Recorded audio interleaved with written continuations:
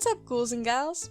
Today I'm going to be going over 31 spooky themed films for you to watch this Halloween season. Well, funny story, there are actually more than 31, but since I can't count and there are 31 days in October, I grouped some of the franchises into one quote-unquote film.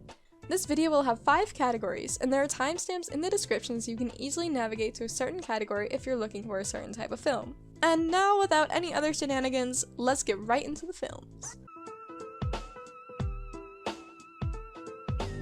2009's Orphan and its prequel, Orphan: First Kill, follows a young girl named Esther who really isn't a young girl named Esther, and is really a slightly psychotic 31-year-old woman who looks like and takes the identity of a little girl. Esther makes her way into families' homes, and all seems well until things start to get a little bit dangerous, and the families begin to suspect that something is aloof with Esther. X follows a group of actors who set out to make a sussy film in rural Texas under the noses of their elderly hosts. When they're caught quite literally in the act, the cast finds themselves in an all-out, literally, they're naked, battle with an old woman. Trick or Treat consists of interwoven stories that warn some traditions are best not forgotten, as the residents of a small town face some real ghouls on Halloween. Trick or Treat's tales of terror serve warnings, such as the consequences of extinguishing a jack-o'-lantern before midnight. The Jeepers Creepers films follow unlucky groups of individuals who find themselves to be the next victims of the Creeper, a terrifying, nearly indestructible creature that awakens every 23rd spring for 23 days to feast on human body parts. As I'm making this video, I learned that a 4th Jeepers Creepers film, Jeepers Creepers Reborn, was released on September 19, 2022, so that's worth a try if you enjoyed the other Jeepers Creepers films. A perfect horror for younger audiences, Scary Stories to Tell in the Dark is based on the wildly popular book, which I'd raced to in the library in 3rd grade. And the film follows the legend of Sarah Bellows, who turned her tortured life and horrible secrets into a series of scary stories. In the film, her terrifying tales become all too real for a group of unsuspecting teens who stumble upon Sarah's spooky home. Hubie Halloween follows Salem, Massachusetts town clown Hubie Dubois as he prepares for his favorite holiday, Halloween. As the eccentric, devoted community volunteer and the object of his neighbor's meanest pranks, Hubie finds himself in the midst of a real investigation for a real murder. In the first Babysitter film, a 12-year-old discovers that his super cool babysitter actually isn't super cool and is in a murderous satanic cult of teenagers, and he must escape from her and her friends before they make a sacrifice out of him. The second Babysitter film takes place 2 years later, where the boy has to outsmart the forces of evil again when old enemies unexpectedly return. The Scary Movie films defy absolutely everything good about a film. They make absolute garbage of all of the most popular images and moments from films, such as Scream, I Know What You Did Last Summer, and The Blair Witch Project. After a zombie virus breaks out, 4 survivors intently follow a list of survival rules and zombie killing strategies as they make their way towards what is hopefully a safe haven in Los Angeles. Zombieland Double Tap continues with everyone's favorite zombie slayers as they leave their current safe haven to travel to Memphis. Unfortunately, along the road trip, they find themselves in a relentless battle against smarter, faster, and seemingly indestructible zombies. In Shaun of the Dead, an aging loser with a dull, easy existence who lives in a small flat on the outskirts of London must face reality when his girlfriend threatens to end things with him, unless he grows up and actually makes something of himself. Oh, and the town is also inexplicably overrun with zombies, which is, another reality-facing kicker.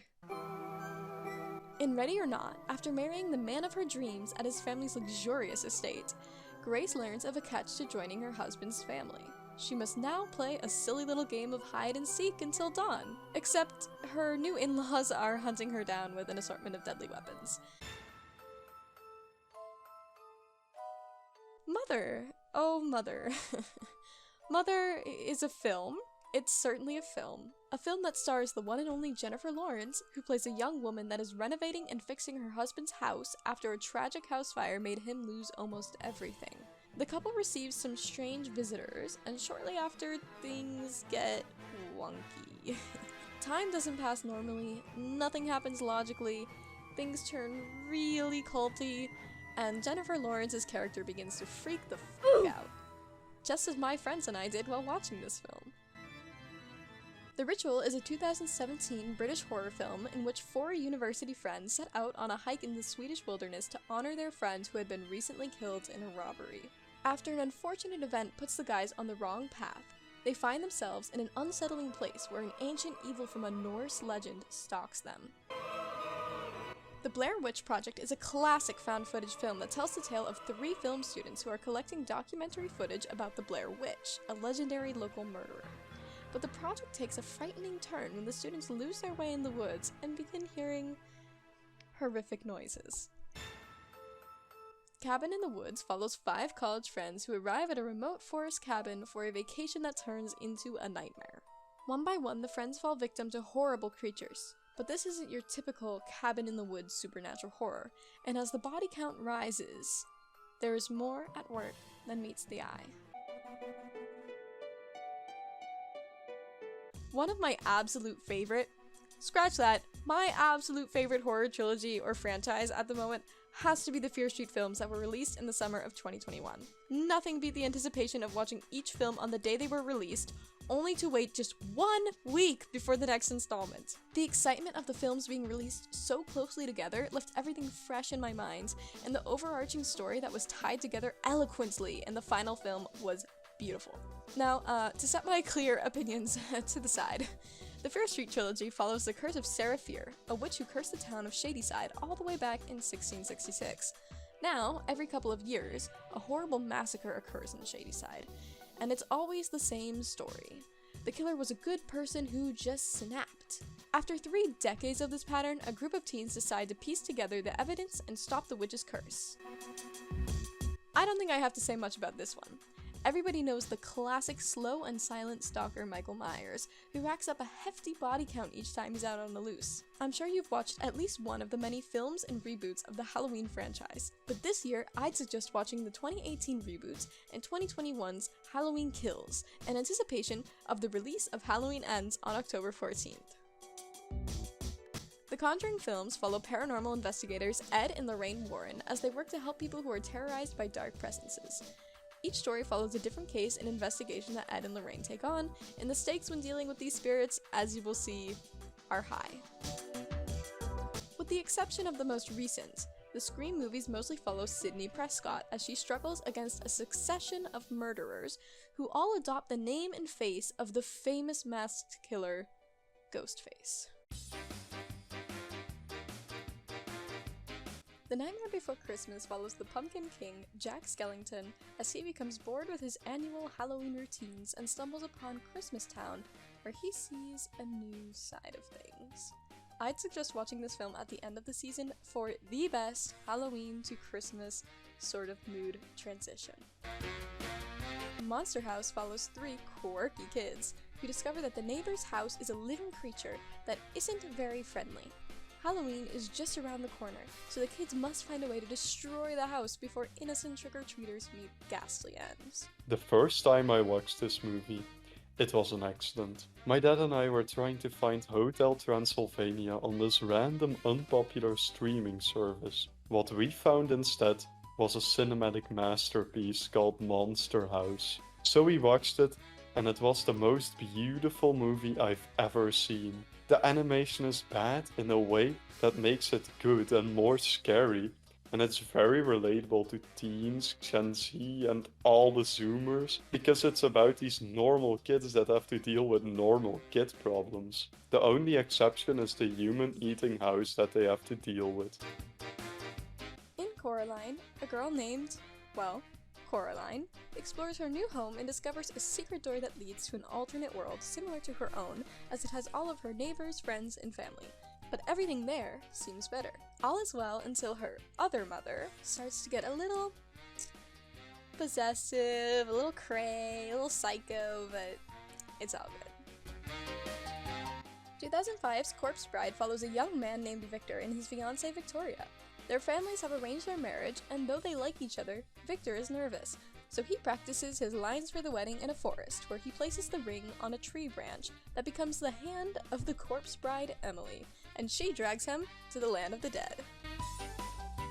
In Paranorman, there's a boy named Norman who has the ability to speak with the dead. Norman is warned by his newly dead uncle that a witch's curse on their town is real and about to come true, and if Norman doesn't stop it, zombies will overrun the town. Hocus Pocus follows a teen named Max who, after moving to Salem, Massachusetts, explores an abandoned house with his sister and their new friend Allison. After dismissing a story as superstitious, Max accidentally frees a coven of evil witches, who they now must stop from becoming immortal. And this fall, there's a new Hocus Pocus coming to Disney+, so it would be great to rewatch the old one and then to see the new one. In the Halloween Town films, Marnie and her family are shocked when they follow their grandma to her home in Halloween Town and find out that they come from a family of witches. The town is the only place where supernatural beings can lead a normal life, but trouble is looming, and throughout the films, the protagonists fight against the forces of evil who are trying to take over the world. The Hotel Transylvania films follow Drac, his band of familiar ghoulish friends, and his daughter Mavis and her friends, as they go on different adventures and face different challenges in their Hotel for Monsters, Hotel Transylvania. Now, if you're sleeping on Spooky Buddies, or any of the Buddies films for that matter, don't talk to me. Spooky Buddies is just as awesome of a film as any of the other Buddies films are. It follows everyone's favorite pups as they and their new friends, Pip, Zelda, Rodney, and Skip, must stop Warwick the Warlock and save the world from his dastardly deeds. Scooby-Doo forever has my heart, and specific specials stand out in my memory for this time of year, including Scooby-Doo and the Goblin King, that follows the gang as they visit an eerie carnival on Halloween night, and all is not as it seems when an evil Goblin King makes an appearance. And Scooby-Doo and the Witch's Ghost, which includes everybody's favorite people, the Hex Girls, and follows the gang as they visit a horror writer in his hometown for an autumn festival. Scooby-Doo on Zombie Island is another Scooby-Doo Halloween special that I would recommend. Goosebumps follows a boy named Zach, who recently moved and learns that the mysterious father of his new neighbor Hannah is R.L. Stine, the famous author of the best-selling Goosebumps series. But then Zach has a silly goofy moment and accidentally unleashes the monsters from R.L. Stine's Fantastic Tales. The single best film on this list has to go to 9, which follows, you guessed it, the ugly little ragdoll, 9, who finds itself in a post-apocalyptic world where humans no longer exist, and the only signs of life are, you guessed it again, more ugly ragdolls, and some machines that hunt them. In the film, 9 convinces his comrades that the only way to survive against the machines is to stop hiding, go on the offensive, and find out why the machines want to destroy them. Oh, 9. Oh, 9. What is there to say about it? Another cinematic masterpiece. It's too good to be true, that's how good the movie is. No cap, it's the worst movie I've ever watched. It's so boring and cheesy, and when it's not boring, it's just cringe, and it's just like, yeah, cringy and stuff. 9 made me want to shove 30 chocolate croissants up my bum. And not because it feels good, but because I was annoyed by it. 9 gives me violent impulses. Let's have a group therapy session over the film 9. Thank you all so much for watching today's video. I hope you enjoyed, and make sure to go check out at least one of those films. I hope everyone has a spectacular spooky season. Remember to show yourself and the rest of the world some love. Take care. Bye. And now, without any other shenanigans, let's get right into the films. Boo boo boo boo boo. Music. Boo boo boo boo boo. Category 1 horror. Boo boo boo boo boo. Okay. Boo boo boo boo boo. Music. Boo boo boo boo boo. X. Boo boo boo. Among Us. Among Us. Among Us. Among Us. Among Us. Okay. Paranorman must stop What? Warwick the Warlock. The Warlock. Oopsie. Must stop Warwick the Warlock. Warlock. I can't say Warwick the Warlock. Must stop Warwick the Warlock. Oh Jesus. 9 gives me violent impulses. Yeah, 9 gives me violent impulses. Let's have a group therapy session over the film 9.